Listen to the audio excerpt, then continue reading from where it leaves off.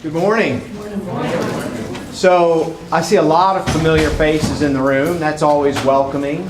I see one face that's more familiar than any other face to me. I'll let y'all figure out who that might be. And I also see one in the back who taught me how to step. So I want to thank you for that, EJ.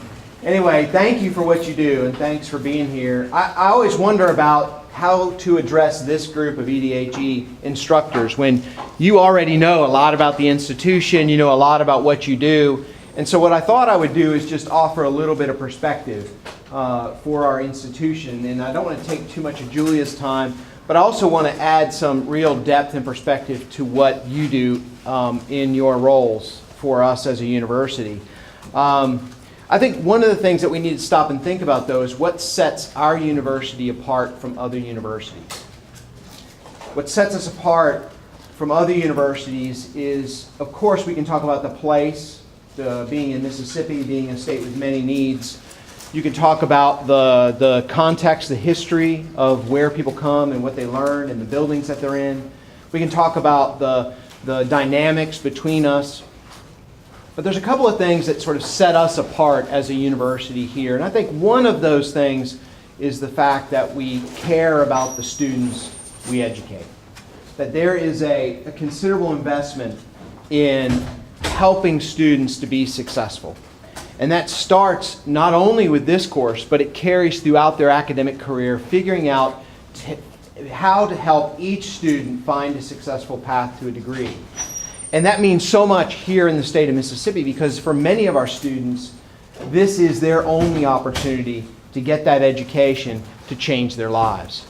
And that's really the business that we're in, is changing lives. We do it two ways. One is education, and the other is through creation of new knowledge. Our researchers and staff who are engaged in the research mission and the creative mission are creating new things and discovering new things that help society understand itself and help society understand phenomena that affect society. And so that role that we play as an institution is more important than any other organization or any other institutional mission, if you will. And so this course helps students to embrace that, understand that, and understand what they need to be successful in earning their degrees that ultimately will change their lives. It's really a social endeavor. And so for that, I say thank you. Thank you for learning about our institution. Thank you for understanding the institution. Thank you for understanding what it takes for students to be successful, and then working with them to help figure out their path. There's some on our campus who would say, we don't need to coddle students. We don't need to, and I don't see anything that you do as coddling students. I taught EDHE as an instructor or co-instructor for 4 years and know what it's like to develop a relationship with those students and help them understand how to find a path from where they are to success.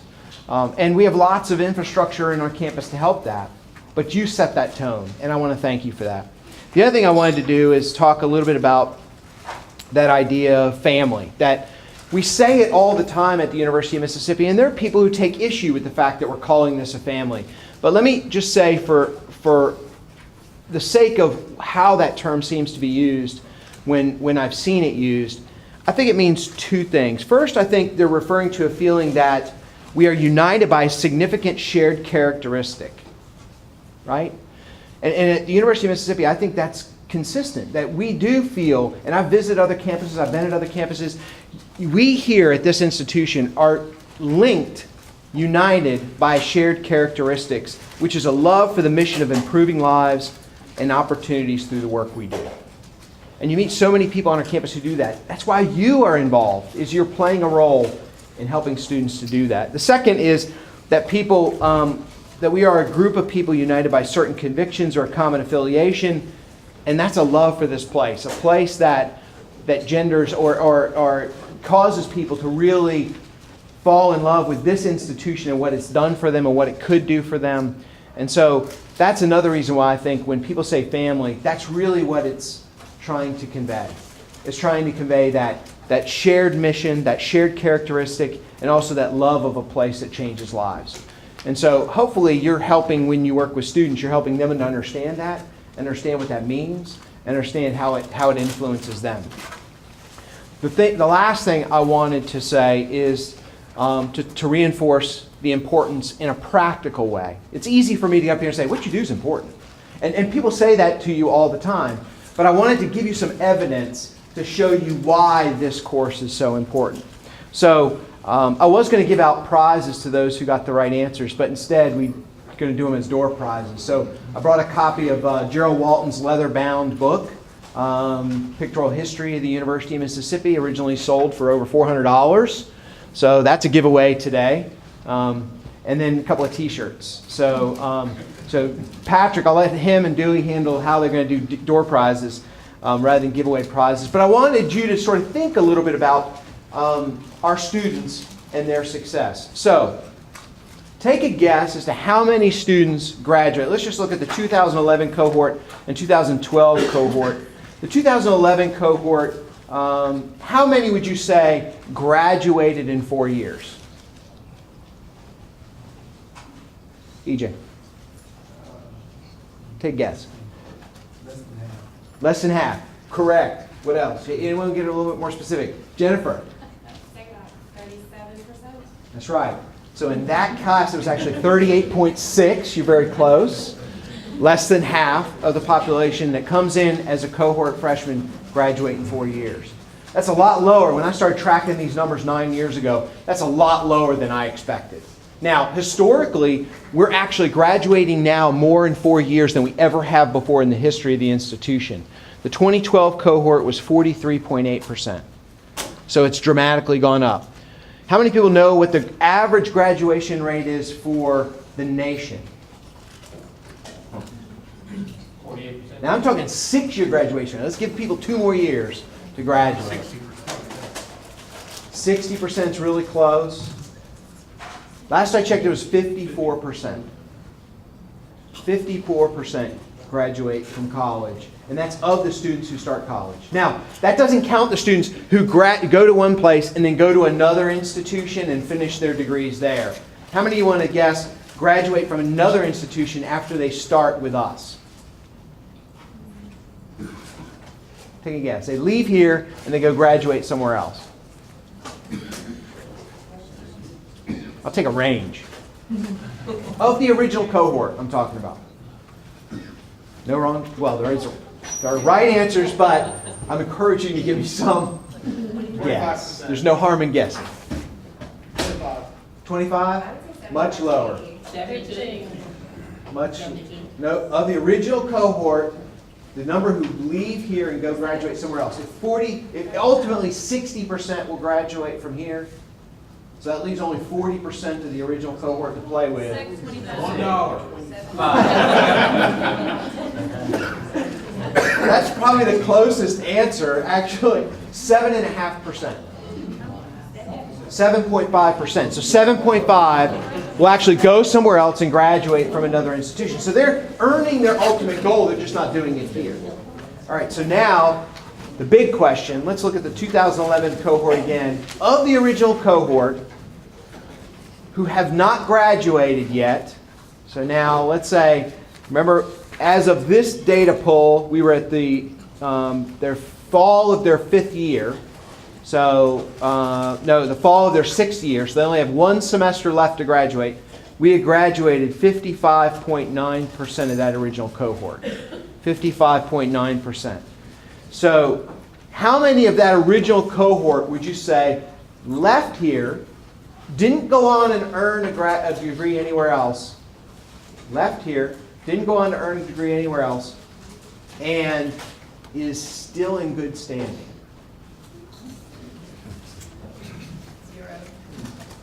10? That's a good guess. 0 to 10, 12.8%. So what's the point of all those numbers? 12.8% leave us in good standing. They're not on probation, they're not on academic dismissal, they're not on suspension, and they don't have to earn a certain GPA in order to get back in. 12.8% of the original cohort, 452 students leave us in good standing. The assumption is when they leave, everybody's leaving because they fail out. But that's not. So here's the point. Name one other course that has the ability to not only impact the students who are staying and earning their degrees, but has the ability to influence those who go on and earn degrees somewhere else, and the ability to influence those students who have not earned their degrees yet and decrease that number. That's you all. You're giving them study skills, life skills, history skills, how to interact with other people, getting to know themselves, thinking about themselves. You're putting it all in context and giving them skills to be successful. This course has the ability to affect the entire cohort of freshmen like no other. So thank you for what you do.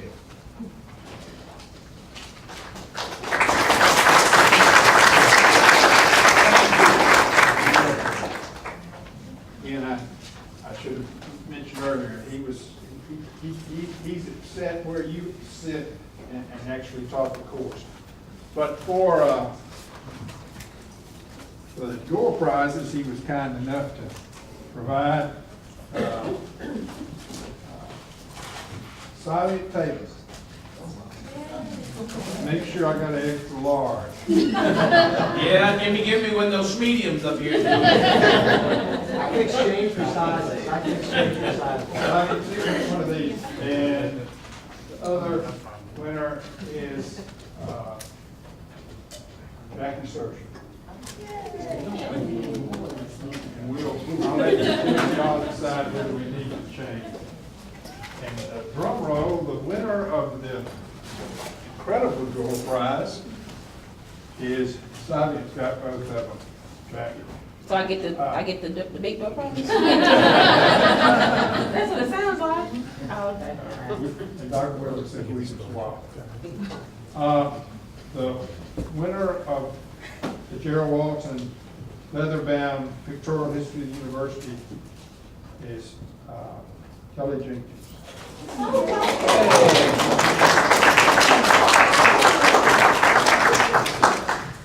Okay, we've got the folks from, if anybody still needs to grab a lunch. Dr. Wilkin, what would you like, ham, turkey, or roast?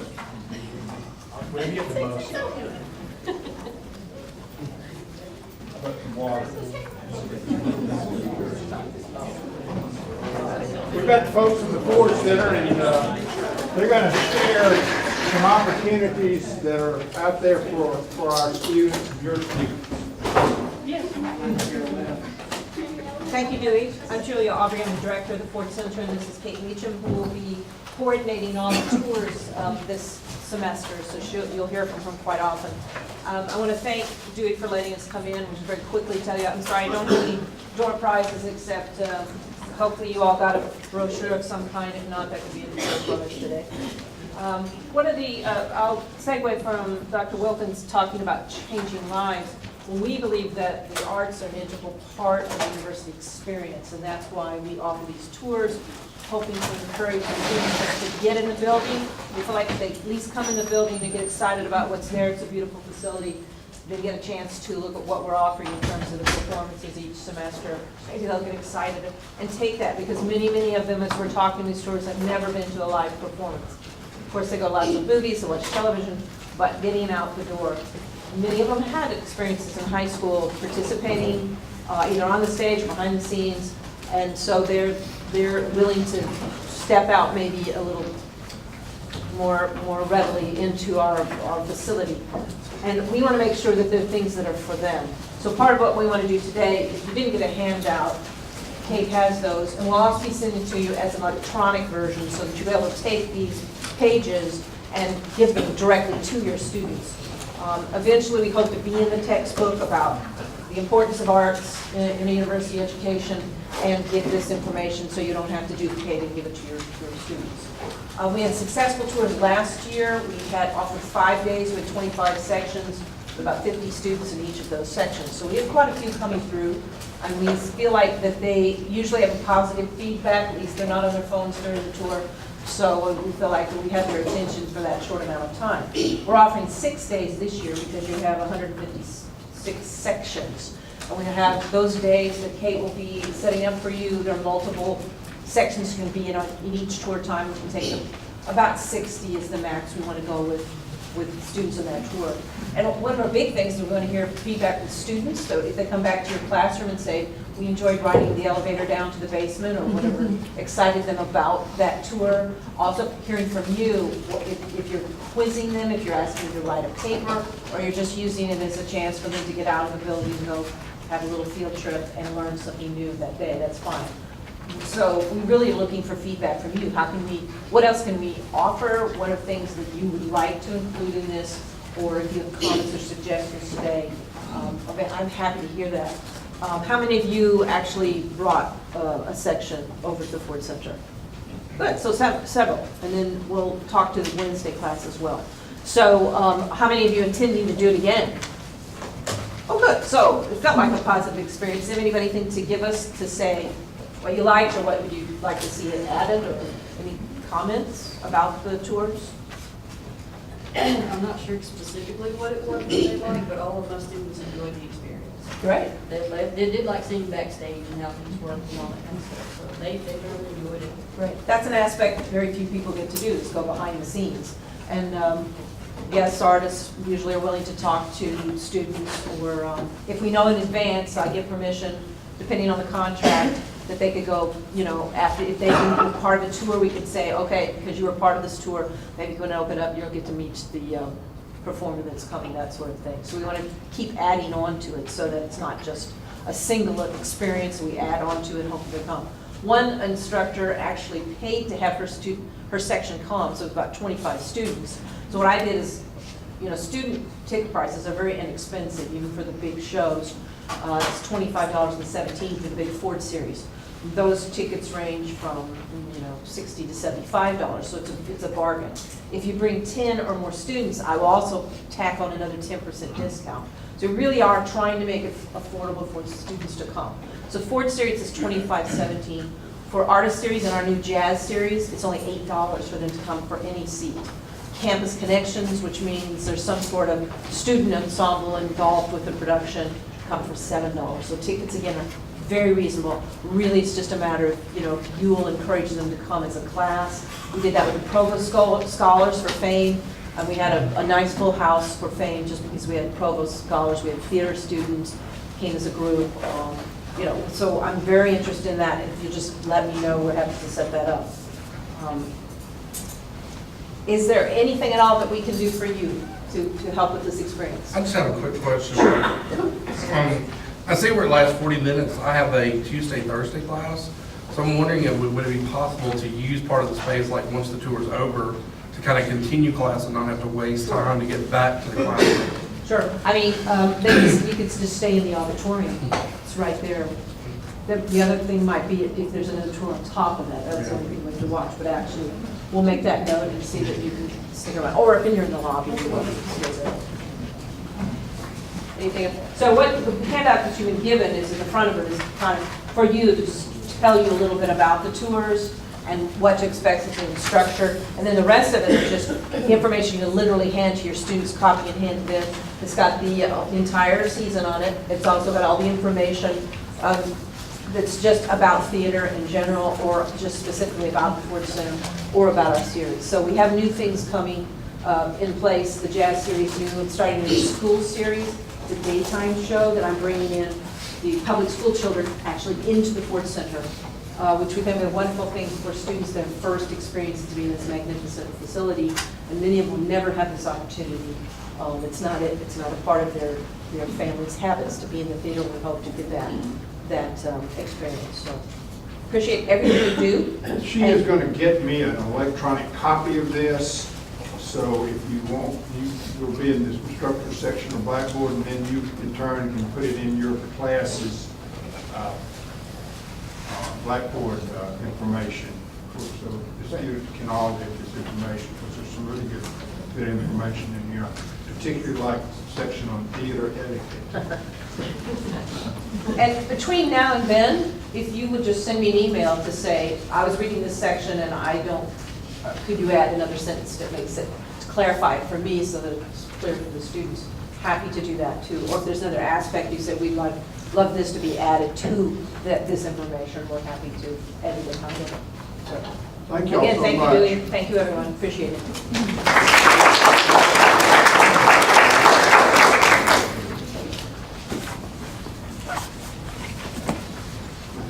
I'm so excited to see that the hills will be alive with the sound of music. So, had to say that. So, I'll be here all day. I want to introduce our special first speaker for our Lunch and Learn. Stacy Raycraft is here, the Director of the Student Disability Services. She's going to talk about opportunities for your students and information that will be very valuable. So thanks for being here, Stacy. Appreciate it. I appreciate the invitation. Great, Thank you so much. Thank you all for being here. I do appreciate you coming, and I believe that this is an important topic that everybody who teaches in class should know, and so I'm always thrilled to talk with instructors and faculty. Disability services, and I do have a PowerPoint, but I forgot it. We're in the middle of a retreat, so I have to run over there real quick after this. But disability services has seen an increase in our student population of 105% over the last 5 years. So the university has an increasing number of students with disabilities who are enrolling. And it becomes even more important that faculty and instructors know how to work with these students in the classroom. All of our incoming freshmen will be taking your classes. So we get lots of questions from the 101 or the 105 classes, and we really appreciate that. I encourage you throughout the semester, if you have any questions about a student with a disability or how to provide an accommodation, to contact us. Disability Services is not just a resource for students, we're a resource for faculty. So don't hesitate to reach out to us if you need to. Now, students who have disabilities have to be admitted to the university before they can get services with us. So there's a misconception around campus sometimes that Disability Services works with admissions, and that admissions kind of lowers the admission criteria for students with disabilities, and that's not the case. They have to be admitted to the university before they can become registered with our office. And we do have a rigorous process that students have to go through before they're registered with the office. So a student has to submit documentation to us. We have to complete an interview with them so that we can get their input into how they're impacted by their disability.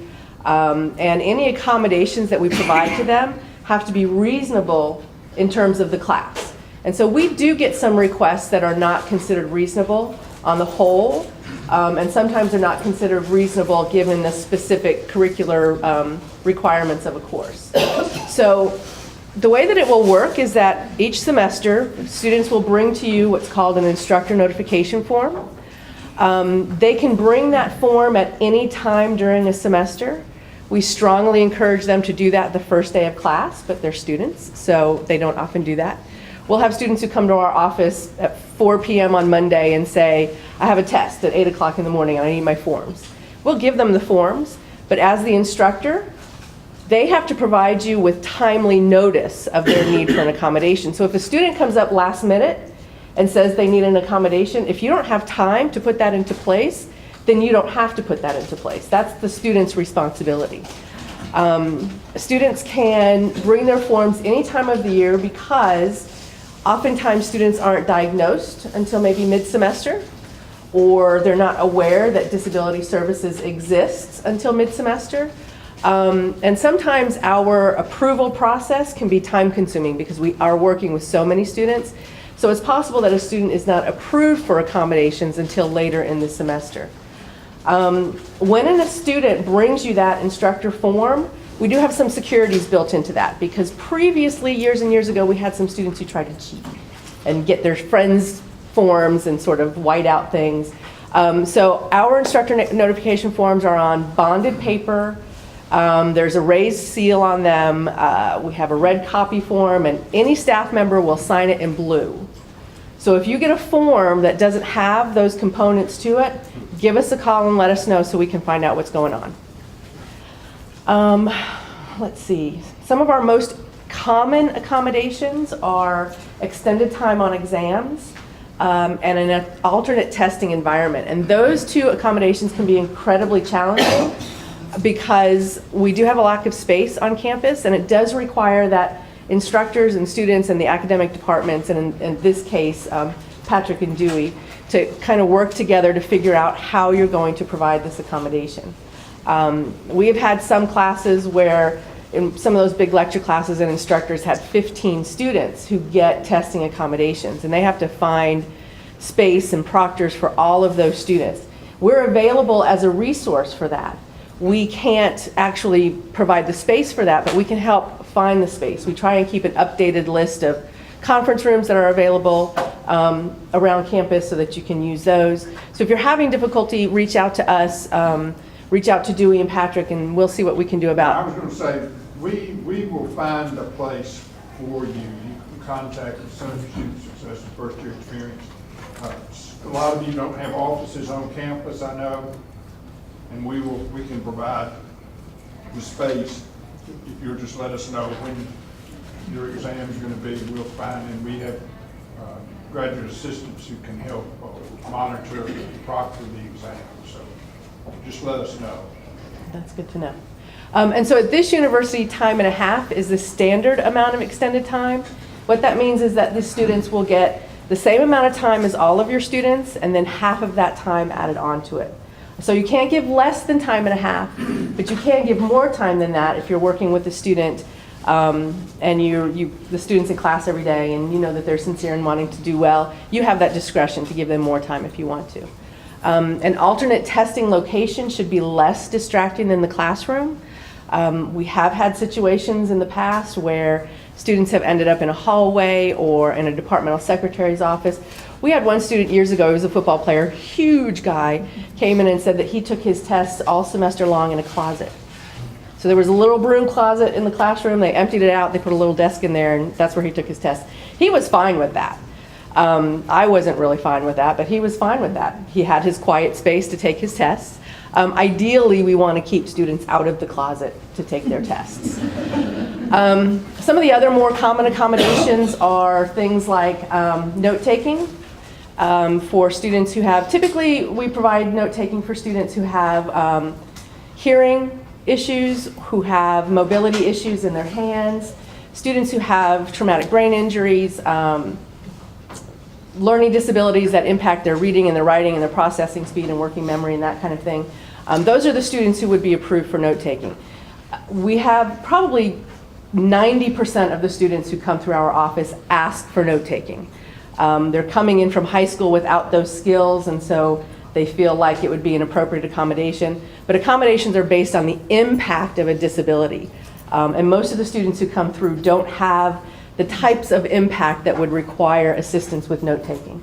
So if you get a request for note-taking, usually there's a form attached to your instructor notification form that's brightly colored so that you see it. And we ask that you make announcements in class to try and find a volunteer note-taker in that class. Alyssa Evans is going to be talking with you on Wednesday. She works with faculty on issues of universal design of instruction. And there are some great techniques that faculty and instructors can put into place before the classes start that'll make that process of finding note takers a lot easier. And so if you're going to be here on Wednesday, I really encourage you to stay around and listen to her. She's also available as a resource, so you can give her a call. She's over in online design and e-learning. Let's see. We have an increasing number of students who are coming in with severe chronic illnesses. And those students require even more complicated accommodations. And typically what they require is some flexibility with attendance policies and some deadlines. Students with chronic illnesses might have long periods of health and then have a flare-up and not be able to come to class for a couple of days. They're not out of class because they're too hungover to be there. They're not out of class because they just wanted to go hang with their friends. They're typically out of class because they have, their blood sugar is all wonky and they can't actually get out of bed, or they had a seizure that morning, so they're really disoriented. And so when we talk with instructors about flexibility with attendance, it's a really difficult accommodation because sometimes attendance is absolutely essential in a class. If being there, if participation, if discussion and group work are part of the required curriculum and outcomes, then the instructor doesn't have to provide this accommodation. And so if you're teaching a class where attendance is essential, where there's a huge participation component to the class, it can be really difficult and challenging. We all have good hearts and we all want to help the students. But if it's going to fundamentally alter your class, you don't have to provide the accommodation. And like I said, this is one of the most difficult accommodations we work with on campus. Attendance is essential at the post-secondary level. And a lot of students, particularly freshmen who had like special education in high school, they're not used to going to class. We were talking to some students last week, and one student missed 30 days of class in one semester in high school. 30 days. You can't do that at the post-secondary level. So students are coming in really not realizing the differences, so that can be particularly challenging as well. I did want to talk a minute about the difference between high school and college in terms of accommodations, because you're seeing the freshmen in the class. If you're working with students with disabilities, they likely have some additional challenges because of the completely different way that high school and college works with disability. The laws are different. So the laws in high school are about student success. And so high schools, and actually K through 12, they provide services that ensure students succeed. So a lot of the things that students get in high school are completely inappropriate in college. And they're not prepared for that because the high schools aren't teaching them that. So we have students who come in and we call them do-overs. I don't know if there's actually a name for them, but a student will take a test and then they hand it to the instructor or the teacher. The teacher will grade it and hand it back. And then the student gets to redo the ones they get wrong, and they go back and forth until the student gets the best grade that they can. That's not something they're going to get here. And they're not prepared for that because nobody's told them that that's not something they're going to get here. A couple of years ago, we had a student who came in with a 4.0, but she took the ACT 4 times before she got the minimum score. We didn't know why. In our conversations with her, she revealed that she was graded on what she was able to finish. So if she had a 50-question test and she finished 5 questions and got them all right, she got 100 on the test. So she came in with a 4.0. Students are getting unlimited time on their tests rather than just extended time. And all of that is appropriate given the goal and the outcomes of special education in K-12, because their goal is student success. The college level, the goal is equal access, not success. So the goal is to provide classroom experiences that provide students with an equal opportunity to succeed, but their success is up to them. And that's a huge change, and students and parents are coming in not knowing that. Another huge change is that parental oversight of disability services. In K-12, parents are required to be involved in the process. They're required to meet with special education folks twice a year. They're required to collaborate on the accommodations, to sign forms. They're required to, if there's any problem, it's the parents who are required to be there to help the schools work on those problems. And as we all know, when you get to college, parents aren't really involved unless they force themselves in there. And so this is another thing that students who are transitioning into college are not used to. And their parents aren't used to it either. And we find that the parents are the bigger challenge. And so that's another change that students who are coming into college aren't prepared for. Students basically in K-12, they will get free tutoring, they'll get resource rooms, which means they get to sit with a teacher for a particular part in the day where the teacher helps them with their homework. They get academic coaching. If they have chronic illnesses, they get homeschooling. The schools will help pay for homeschooling. So it's a completely different environment. All freshmen come in with challenges. It's a stressful transition. But students who had special education services in K-12 are coming in with even greater challenges. So when you're working with freshmen, this might be part of their stressor, is that it's completely different than it was for them when they were in high school. And when you're working with their parents, that's going to be one of their stressors because it's completely different than what it was in high school. So just be prepared for that. Again, if you have any problems with accommodations, students, parents, come to us. Like I said, we're a resource for parents and for faculty and instructors. We don't just work with students. because providing accommodations and ensuring that equal access is a group effort. It takes faculty, staff, the students, the parents, and our office. And so we collaborate a lot with different folks on campus, and I encourage you to reach out to us and use us as a resource as well. I think that's pretty much it. Short and sweet. I have some handouts that I'm going to email to Patrick so that he can email them to all of you. I also do have my PowerPoint. It's much more detailed than what I got into today because I do have to leave here to do another presentation. So I'm going to send that to Patrick as well. Hopefully that gives you a lot more information, and if you need anything, let us know. Any questions? Wow. Thank you, Steve. You are very welcome.